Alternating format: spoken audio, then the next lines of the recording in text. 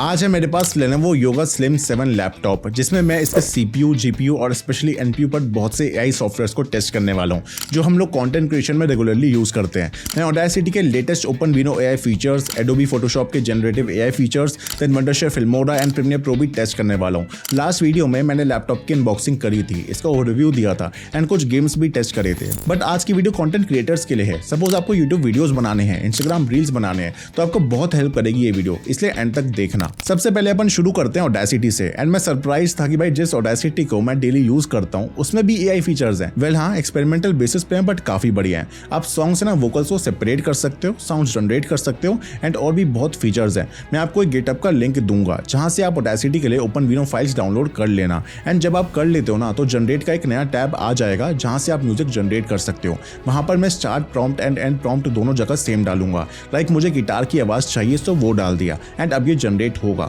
मैंने task manager भी open किया है और आप देख सकते हो कि लैपटॉप का NPU एंगेज हो रहा है। उसकी यूसेज 50%, 70% पहुंच रही है। मैंने लास्ट वीडियो में बताया होगा कि NPU का मतलब होता है न्यूरल प्रोसेसिंग यूनिट, जो AI रिलेटेड एप्स को चलाता है एंड CPU और GPU को काफी हद तक फ्री कर देता है। इससे अल्टीमेटली आपकी बैटरी बचेगी और आप लंबे टाइम तक काम कर पाओगे। सो मैंने कर लिया जनरेट एंड अब आप उसे सुन ही सकते हो।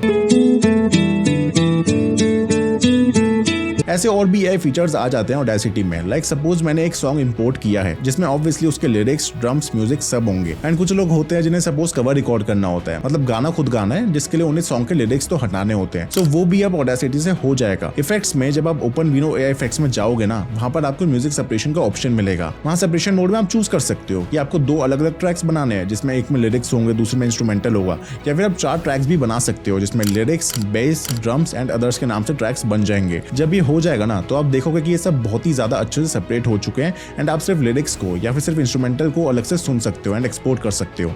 एक बार आप खुद सुनकर देखो भाई रिजल्ट।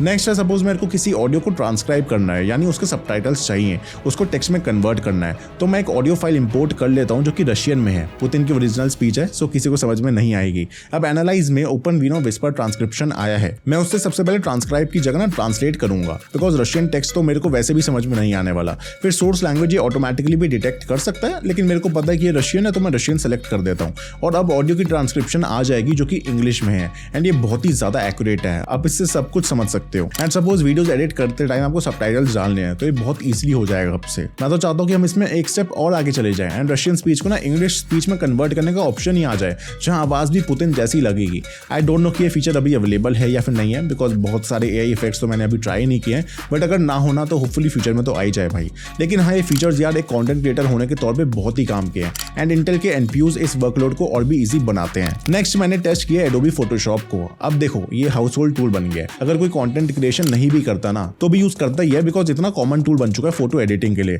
एंड इसके जनरेटिव AI फीचर्स जब आए थे ना तो उसने लोगों को काम बहुत आसान कर दिया था। सो मैंने फोटोशॉप की AI फीचर्स को भी टेस्ट करके देखा। जैसे GTA 6 की लूसिया के फैनमेड फोटो थी, सो उसका बैकग्राउंड रिमूव कर दिया मैंने बस एक क्लिक से, और मैंने सोचा नहीं था कि ये इतनी जल्दी और स्मूथली हो जाएगा। देन नेक्स्ट एक और फैनमेड फोटो थी GTA 6 की। इसमें मेरे को वो दूर खड़े व्हीकल्स को रिमूव करना था, तो मैंने रेक्टेंगुलर सिलेक्शन टूल से वो एरिया सेलेक्ट कर लिया एंड जनरेटिव फिल में प्रॉम्प्ट की जगह लिख दिया रिमूव, जिससे वो पार्ट रिमूव हो गया एंड मेरे को 3 ऑप्शंस मिल गए जिनमें से मैं चूज कर सकता हूँ। ऑनेस्टली भाई मेरे को इसकी स्पीड अच्छी लग रही थी, क्योंकि जनरेटिव AI के फीचर्स थोड़े ज्यादा टाइम लेते हैं एंड इसलिए उनको तभी यूज करना रिकमेंडेड है जब कोई और टूल से काम ना बने। बट इस लैपटॉप पे मुझे वो प्रॉब्लम नहीं आई। खैर ऐसी जनरेटिव फिल का यूज करके ना मैंने इमेज में एक हेलीकॉप्टर एंड इवन एक ट्री भी ऐड कर दिया। देन नेक्स्ट मैंने GTA 6 के ट्रेलर का ही एक स्क्रीनशॉट लिया और इसे एक्सपैंड करने की कोशिश करी, जिसके लिए सबसे पहले तो क्रॉप टूल से कैनवस को एक्सपैंड किया एंड देन AI से एक्सपैंड कर दी इमेज। आप देख ही सकते हो कि इसने इमेज के साइड के एरिया को फिल कर दिया, जो कि बिल्कुल रियलिस्टिक लग रहा है। फिर मैंने टेस्ट करके देखा लेटेस्ट Wondershare Filmora, क्योंकि देखो Filmora एक ज्यादा यूजर फ्रेंडली सॉफ्टवेयर है जिसमें अब एडवांस फीचर्स भी आने लगे हैं। सो काफी लोग उसे प्रेफर करते हैं एंड इवन अब तो जनरेटिव AI के फीचर्स भी हैं उसमें। जैसे मैंने फेस कैम इंपोर्ट किया अपना, तो मैं ना इजीली AI पोर्ट्रेट के फीचर से ना वीडियो का बैकग्राउंड रिमूव कर सकता हूँ। अगर मेरे को सेम चीज प्रीमियर प्रो में करनी होती तो की फ्रेमिंग करनी पड़ती जिसमें घंटों लग जाते, या फिर सेम क्लिप को कैपकट में इंपोर्ट करके फिर बैकग्राउंड हटा के फिर ट्रांसफर करना होता। उसमें वर्क फ्लो भी स्मूथ नहीं रहता। बट Filmora में ये ये एक क्लिक से हो जाता है। देन इसी में AI म्यूजिक जनरेटर भी है, मेरे को बस मूड सेलेक्ट करना है, देन थीम और फिर जॉनरा, जिसके बाद मुझे टेम्पो सेट करना है, मतलब कि म्यूजिक कितना फास्ट होगा या फिर कितना स्लो रहेगा, उसकी ड्यूरेशन सेट करनी है एंड ये भी कि कितने सैंपल्स होने चाहिए। सो इसने बहुत जल्दी ये 3 म्यूजिक ट्रैक्स को जनरेट कर दिया एंड काफी अच्छे क्वालिटी के हैं ये, एक बार आप खुद सुनकर देखो। अगर आपको अच्छा ना लगे तो सेटिंग्स चेंज करके नए जनरेट कर लो, कुछ ना कुछ मिल ही जाएगा।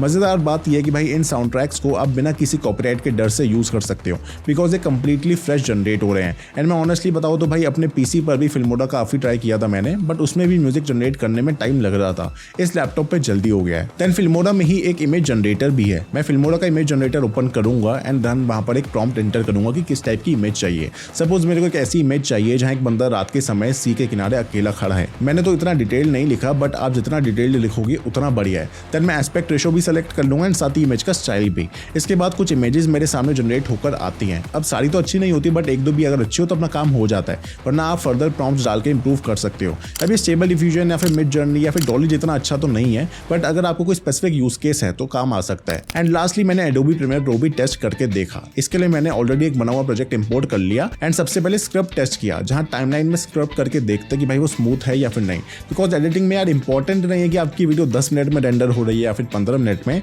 बट इंपॉर्टेंट ये है कि जो आप 8-10 घंटे एडिटिंग में लगा रहे हो ना, उस टाइम एक्सपीरियंस कैसा है, प्लेबैक कैसा है।